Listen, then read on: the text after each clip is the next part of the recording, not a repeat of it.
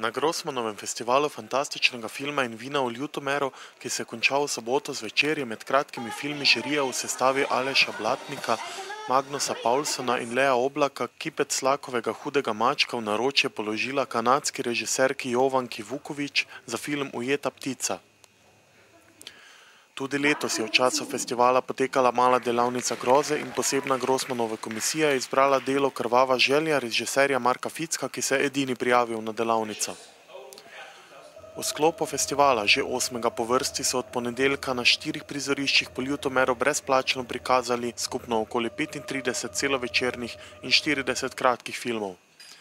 Med slovenskimi sta bila na programu Umetni raj v režiji Karpa Godine in Kolesarji v temi v režiji Vasje Ravšnika. Festival, ki poteka letos v sklopu EPK, bi v soboto morali skleniti s parado zombijev, imenovano Parada propada, vendar je organizatorjem slabo vreme to preprečilo. Dež je bil verjetno tudi eden glavnih razlogov, da se je zaključka festivala udeležilo tako malo obiskovalcev. Pred sobotnim koncertom je na osrednjem prizorišču potekala bitka za kraljico in kralja Krika, v kateri je diplomo za najbolj kričečo že drugo leto zapored prejela ista kandidatka.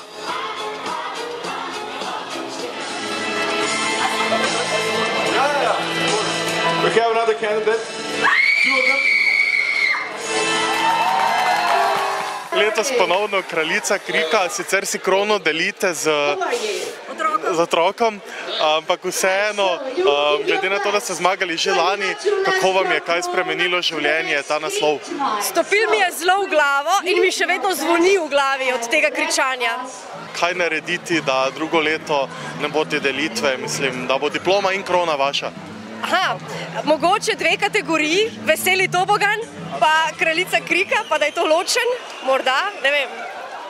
Kaj vam pomeni ta Grossmanov festival? Grossmanov festival je super, žal pa je letos problem s hotelom, kjer hotel je zaprt in mislim, da je zaradi tega bistveno manjša udeležba kot prejšnja leta.